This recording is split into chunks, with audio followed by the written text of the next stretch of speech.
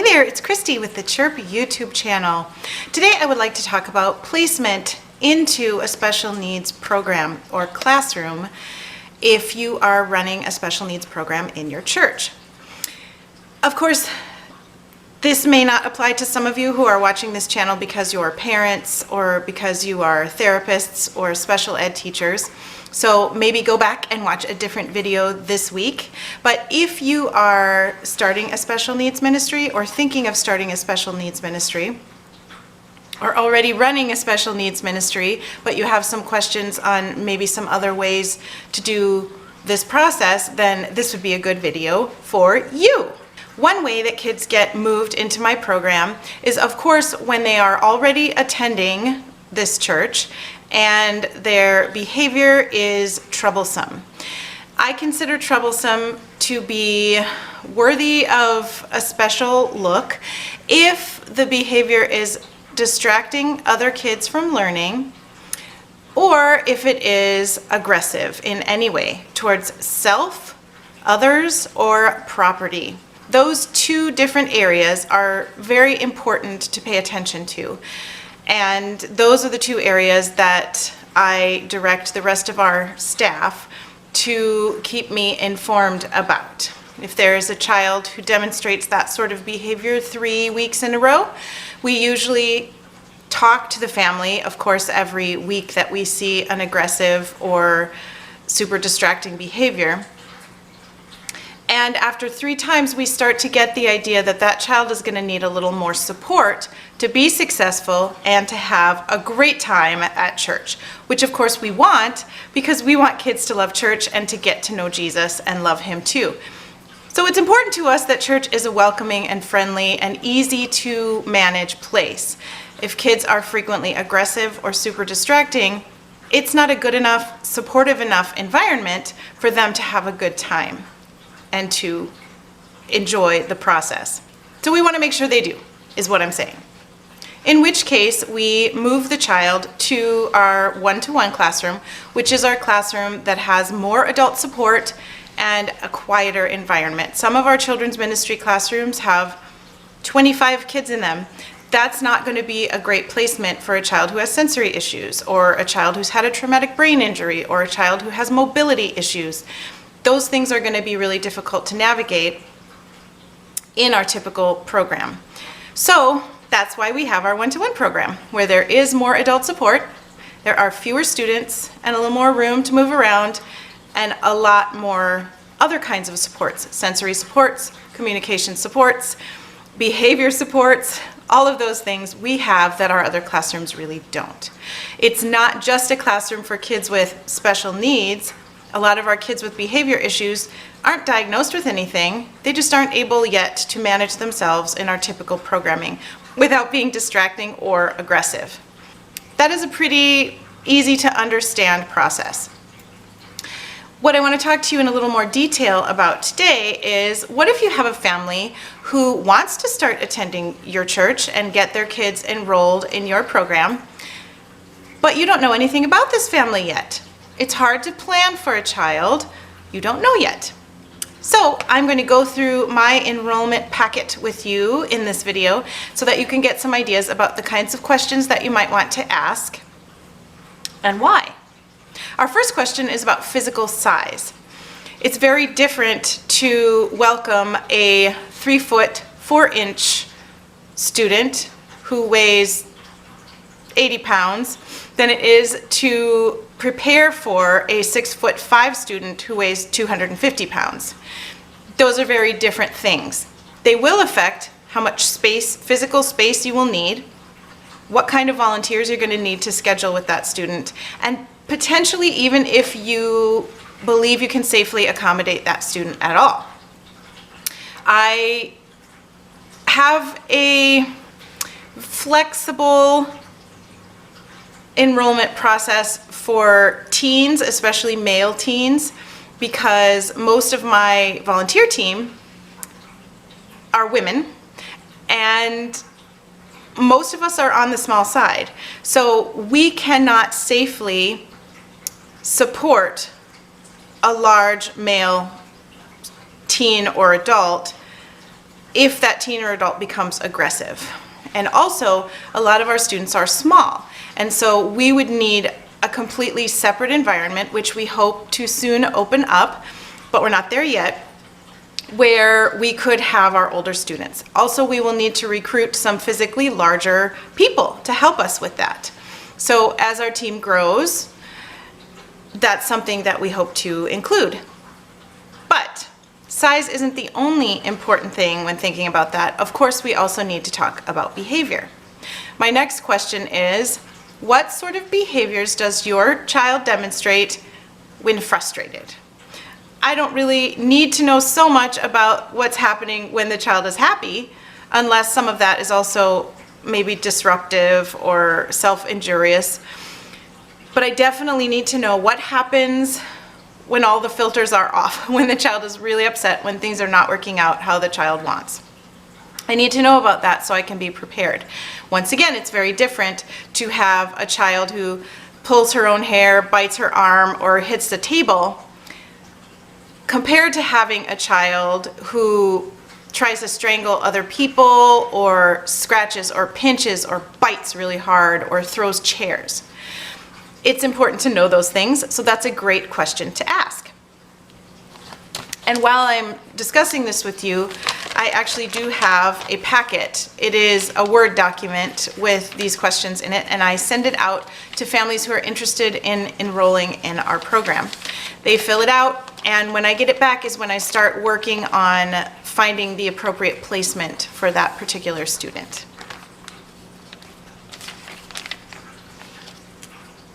My next question is about diagnosis. I do ask about diagnosis because it's important to know if there are seizure disorders, medical issues, allergies to foods or environmental things.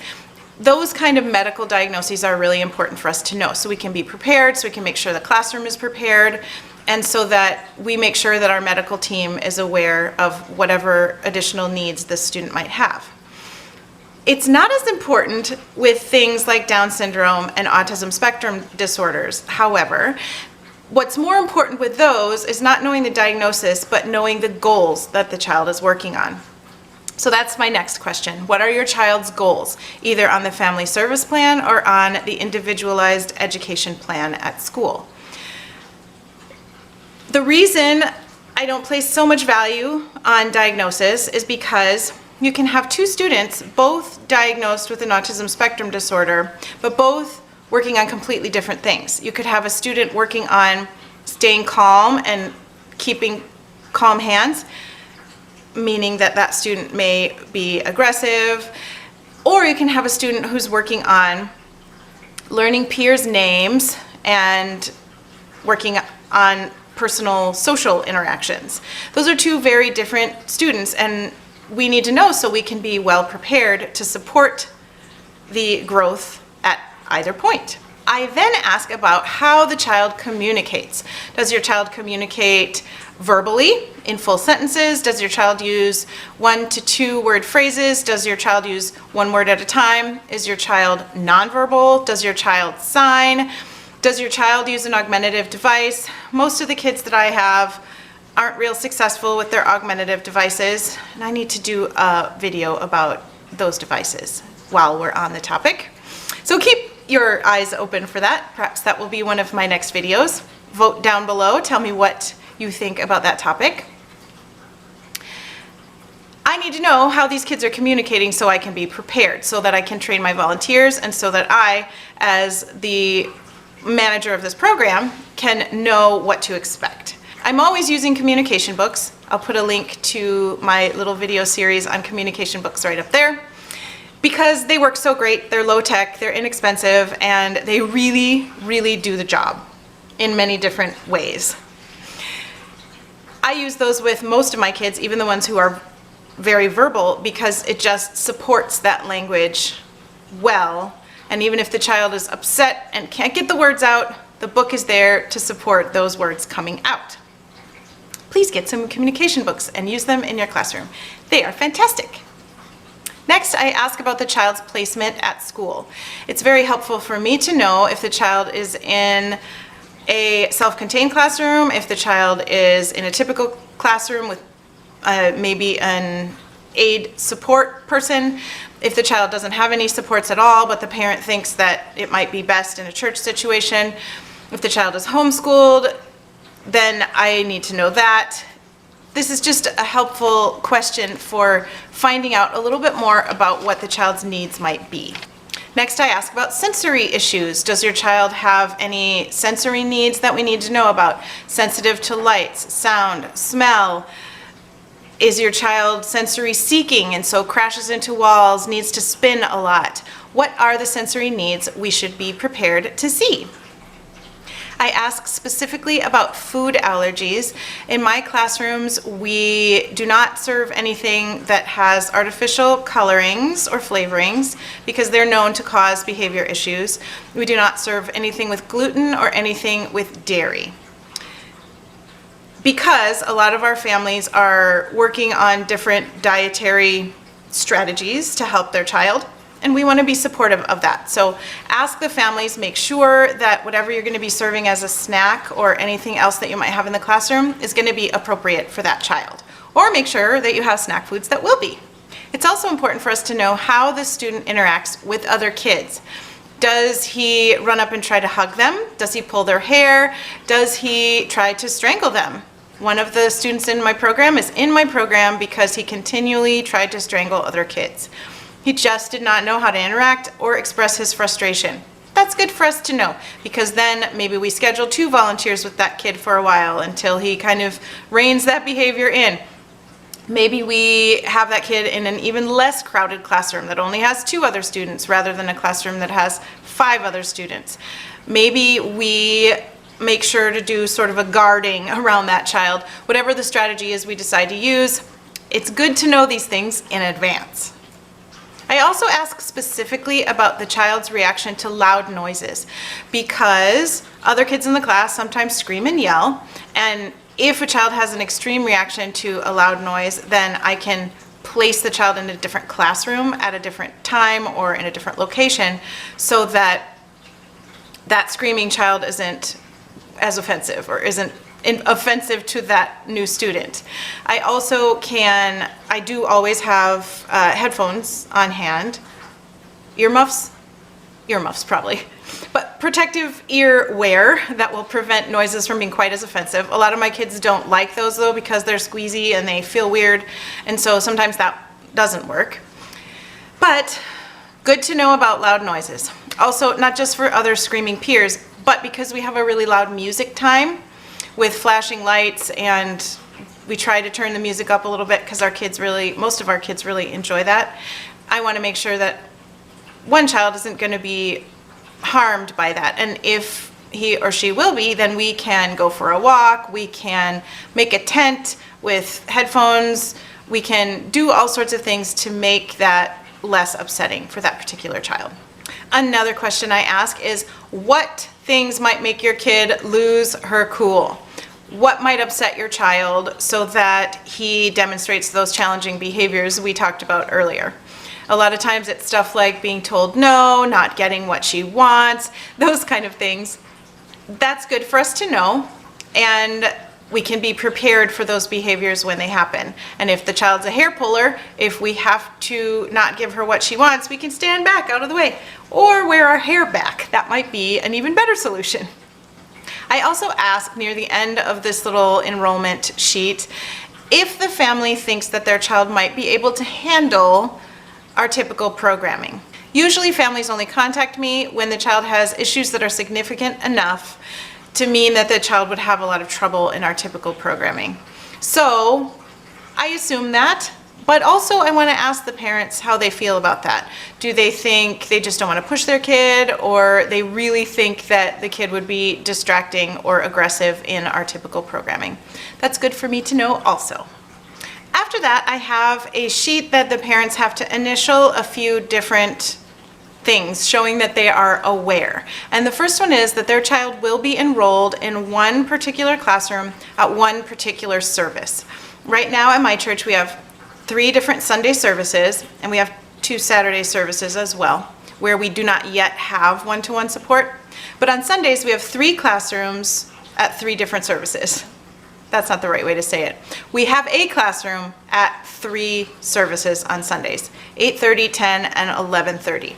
So if your child's enrolled at 10:30, you cannot just come to the 8:30 service and expect that we will be able to accommodate you, because it's a little more structured than that for us. I know there are some churches where just show up whenever you can and throw your kid in, and we'll make sure that nobody kills each other.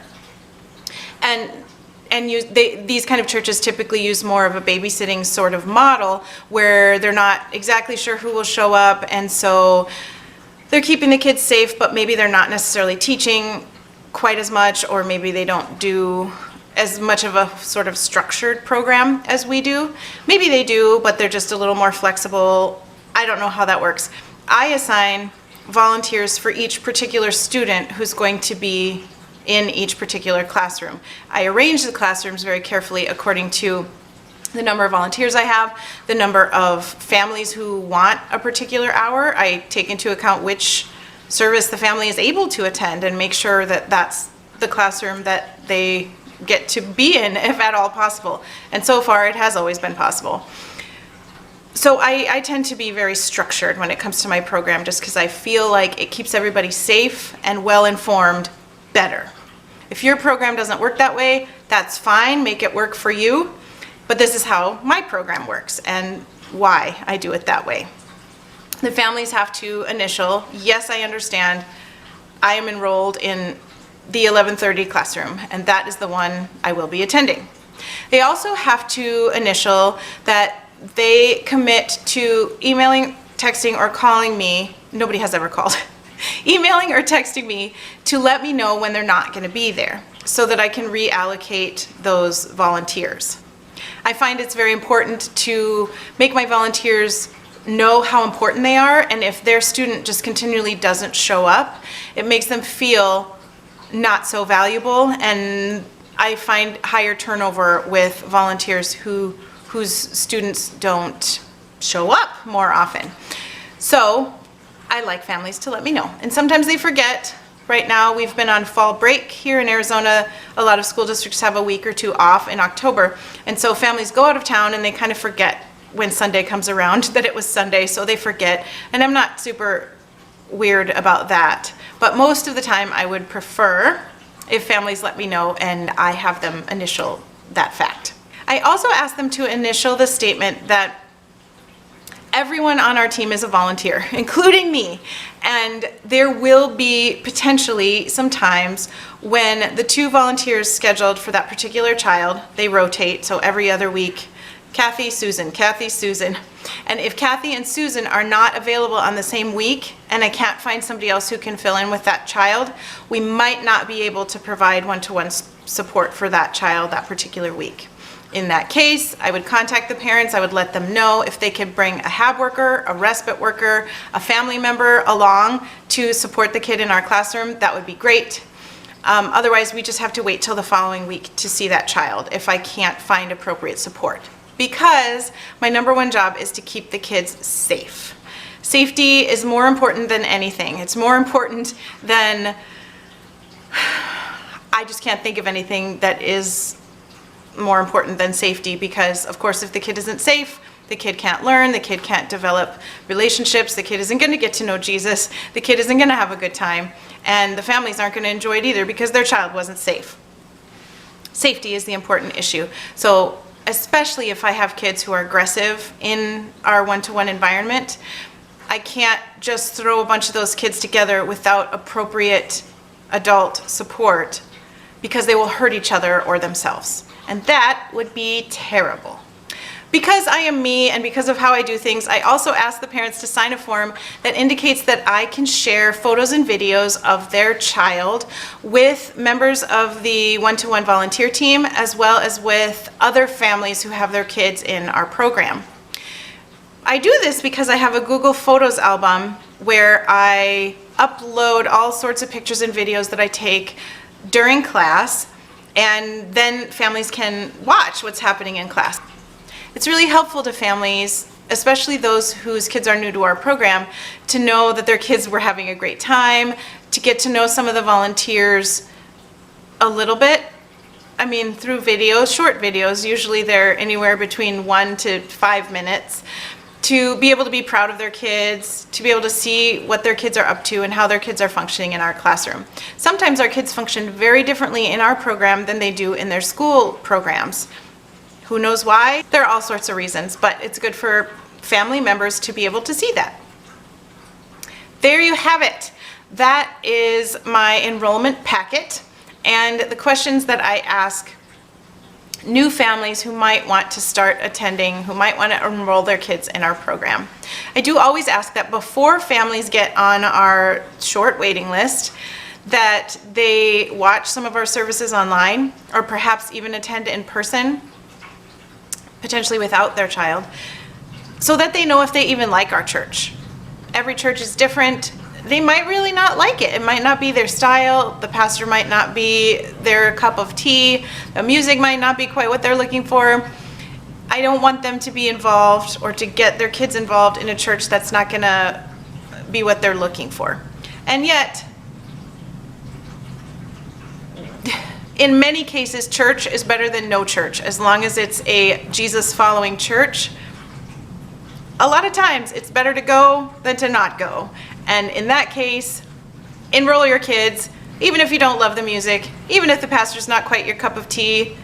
Go to church, get involved, start making a difference for Jesus, and start growing in your faith, because it's way better. Life is better, even when it's hard. Now we have purpose, we have a family, there's a meaning to it. It's not all meaningless and doom and gloom. I believe the local church is the hope of the world, and I'm honored to be able to be part of what God is doing through my local church. Thank you for doing that too. It's amazing. We are bringing more of God's beauty into the world, and we're spreading it like wildfire. Thank you for watching this today. My blessings to you. If you have questions or comments, please leave them down below. And please don't forget to subscribe and to click the notification bell so that you will be notified when I post a new video. And also, I should let you know, because that gives YouTube more to work with, and they can recommend my videos to more people who probably need to hear the same things that you need to hear, because there are tons of us out here who care about what happens to kids with special needs and their families. Thanks for watching. See you in my next video. Bye.